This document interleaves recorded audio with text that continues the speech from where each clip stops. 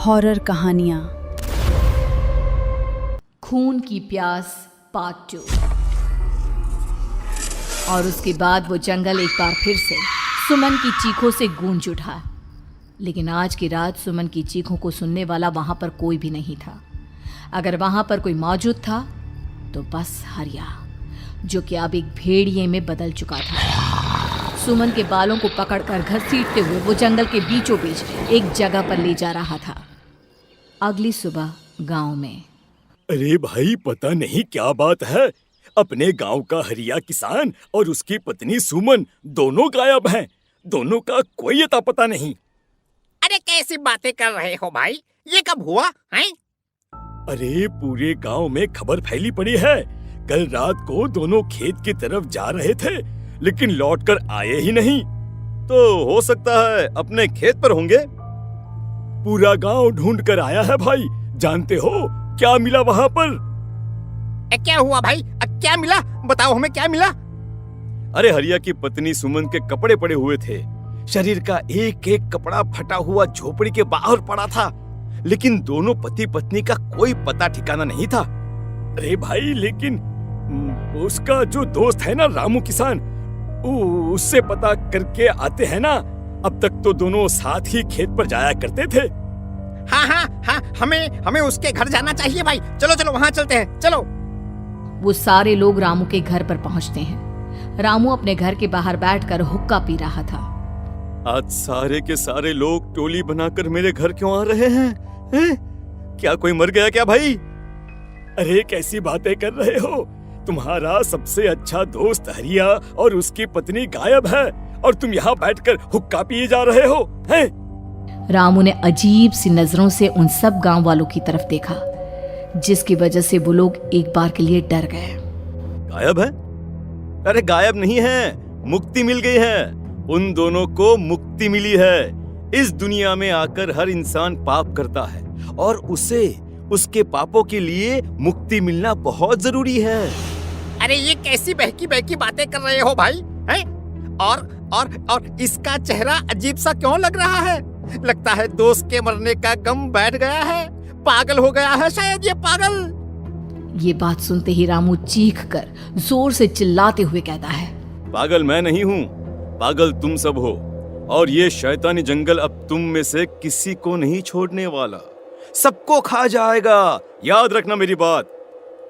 शैतानी जंगल? कैसा शैतानी जंगल? लगता है रामू पागल हो चुका है। हमें यहाँ से चलना चाहिए भाई। चलो। तभी रामू की पत्नी बाहर आती है। नहीं, आप लोग इनकी बात का बुरा मत मानिए। 2 दिन पहले हरिया के साथ खेत पर गए थे। जब से वहाँ से आए हैं तब से ऐसी ही बातें कर रहे हैं। भगवान जाने ऐसा क्या देख लिया उन्होंने, खेत में कुछ भी बड़बड़ाते रहते हैं। लेकिन गांव के लोगों ने कमला की कोई बात नहीं सुनी और वो सब वहां से चले गए। रात अब धीरे धीरे ढलने लगी थी। तभी अचानक किसी ने धीमी सी आवाज में रामू को पुकारा। रामू, आ जाओ, मैं तुम्हारा इंतजार कर रहा हूँ। और सुनो, अपनी पत्नी को साथ लेकर आना, नहीं तो काम अधूरा रह जाएगा। ये आवाज सुनते ही रामू के चेहरे पर शैतानी मुस्कुराहट आ जाती है। वो धीमे कदमों से अपने घर के अंदर आता है। क्या हुआ? तबीयत ठीक है ना अब आपकी? मैं तुझे अपने साथ खेत पर ले जाने आया हूँ, चल। मैं तुम्हारे साथ कहीं नहीं जाने वाली। मुन्ना गहरी नींद में सो रहा है और उसे अकेला छोड़कर मैं तुम्हारे साथ खेत पर नहीं आ सकती। वैसे भी तुम्हारे उन खेतों में भगवान जाने कौन सा राक्षस घूम रहा है, मुझे तो डर लगता है।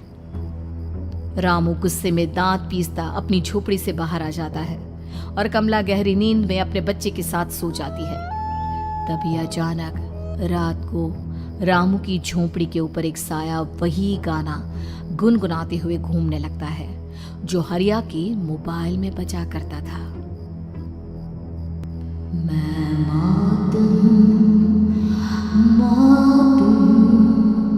मौत जो पसरी है चारों ओर, जो आएगी कहीं से भी निगल जाएगी सबको।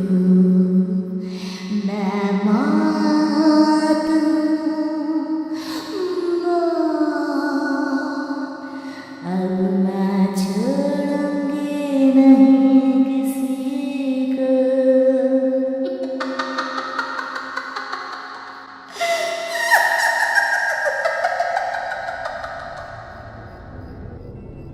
ये आवाज सुनकर रामू की पत्नी कमला की आंख खुलती है और वो देखती है कि उसका मुन्ना अपनी जगह से गायब था। कमला चीखते हुए बाहर दौड़ कर आती है। वहां पर उसने देखा कि रामू ने अपने बच्चे को झोपड़ी के बाहर एक पेड़ से उल्टा लटकाया हुआ था और उसका बच्चा चीख चीख कर रो रहा था। वहीं दूसरी तरफ एक साया बच्चे के ठीक नीचे आग जलाकर उसके चारों तरफ हैवानों की तरफ नाच रहा था। छोड़ दो मेरे बच्चे को। अरे क्या कर रहे हो तुम? शर्म नहीं आती तुम्हें अपने ही बच्चे को इस तरह मौत के हवाले करते हुए? अपना बच्चा? किसने कहा ये मेरा बच्चा है? अरे ये तो उस रामू की औलाद है, इस गांव के किसान रामू की, और मेरी दुश्मनी इस गांव के हर इंसान के साथ है। क्या कैसी बात कर रहे हो तुम? और ये औरत कौन है? ये मेरे बच्चे को खा जाएगी। तभी अचानक से उस साया ने एक बेहद खतरनाक दिखने वाली औरत का रूप ले लिया और उसकी आंखों से आग निकल रही थी। सही पहचाना तूने, मैं तेरे बच्चे को खा जाऊंगी। अगर तू अपनी इस हैवान पति रामू के साथ जंगल नहीं आई तो मैं तेरे बच्चे को खा जाऊंगी। लेकिन क्यों? आखिर क्या चाहती हो तुम मुझसे? मुझे जंगल क्यों ले जाना चाहती हो? औरत बुरी तरह से ठहाके मार मार कर जोर जोर से हंसने लगी और साथ में रामू भी। ये तो तुझे वहां चलने के बाद ही पता चलेगा ना। अगर तू नहीं आई तो थोड़ी देर में तेरा ये बच्चा आग में जलकर मर जाएगा। चल जल्दी। नहीं मेरे बच्चे को छोड़ दो। तुम जहाँ कहोगे मैं तुम्हारे साथ चलने के लिए तैयार हूँ। और उसके बाद उस बच्चे को झोपड़ी में लिटाकर आगे आगे वो साया चल रहा था और उसके पीछे पीछे रामू अपनी पत्नी के बाल पकड़कर उसे घसीटते हुए जंगल की तरफ ले गया। जंगल में जाने के बाद, कितनी खूबसूरत हो तुम। आज की रात बस तुम और मैं एक दूसरे के साथ रहेंगे। मुझे तुमसे बहुत डर लग रहा है। तुम्हें क्या हो गया है? तुम तो बिल्कुल ठीक थे। वो होगा जो हमारे बीच होना चाहिए। तो आओ अपने आप को मेरे हवाले कर दो। कमला ने डर की वजह से अपनी दोनों आंखें कसकर बंद कर ली थी।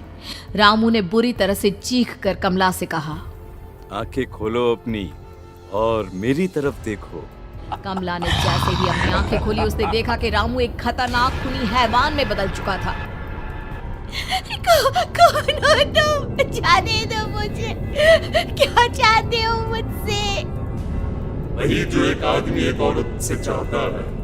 मैं तुम्हारा पति रामू नहीं बल्कि इस जंगल का एक भेड़िया हूँ, और आज की रात तुम्हारे खून से अपनी प्यास बुझा जाऊं। और उसके बाद वो जंगल कमला की दर्दनाक चीखों से गूंज उठा। अगली सुबह कमला के कपड़े भी जंगल में उसी तरह पाए गए जैसे कि सुमन के पाए गए थे। इस घटना के बाद पूरे गांव में दहशत का माहौल था। अपने माँ बाप की मौत और गांव में हो रहे इस तरह की घटनाओं की खबर सुनकर किशन शहर से गांव लौट आया था। अपने माँ बाप की बेदर्द मौत की वजह से वो बहुत परेशान था। तभी अचानक उसे अपने घर में खाट के नीचे पड़ा हुआ वो मोबाइल फोन मिला जो उसने अपने पापा हरिया को गिफ्ट किया था। अरे कितने प्यार से पापा के लिए मोबाइल फोन लेकर आया था। इसे एक दिन भी काम में नहीं ले पाए। और आखिर कौन है जो गांव में इस तरह की हत्याएं कर रहा है? क्या है इन सब के पीछे? क्या है? मुझे पता करना ही होगा, वरना एक दिन पूरा का पूरा गांव खाली हो जाएगा।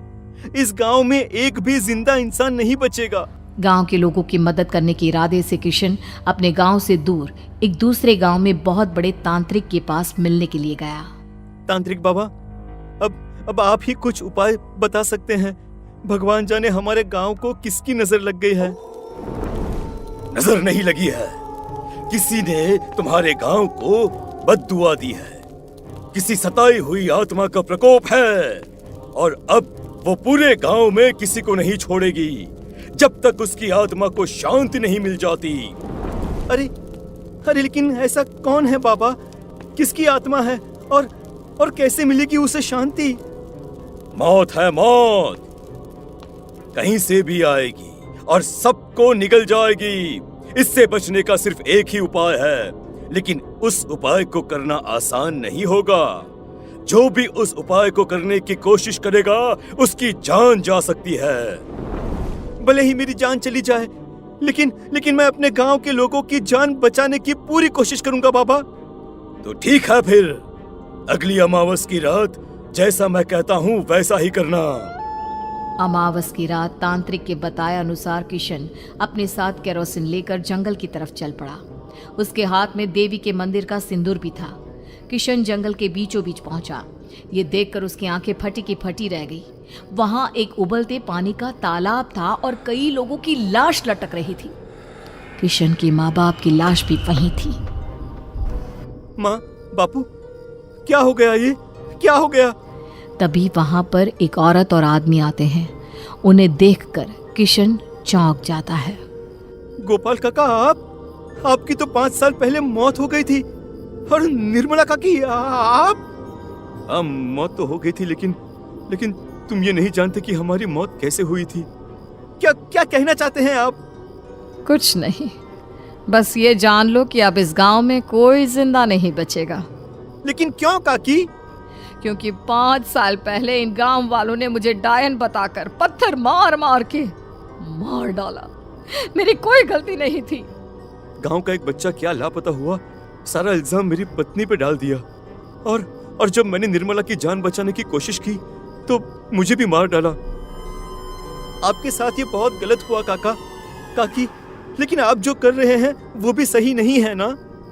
तुम यहाँ से चले जाओ वरना तुम भी नहीं बचोगे। हमारी आत्मा पिछले 5 साल से मुक्ति के लिए भटक रही है। चले जाओ यहाँ से। मौका देखकर किशन सिंदूर उन दोनों के ऊपर डाल देता है।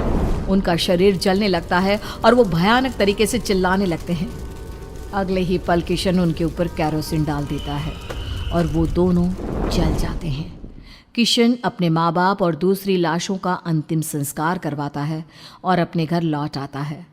लेकिन वो अभी भी इस बात से अनजान है कि मोबाइल अभी भी बज रहा था। मैं मौत हूँ।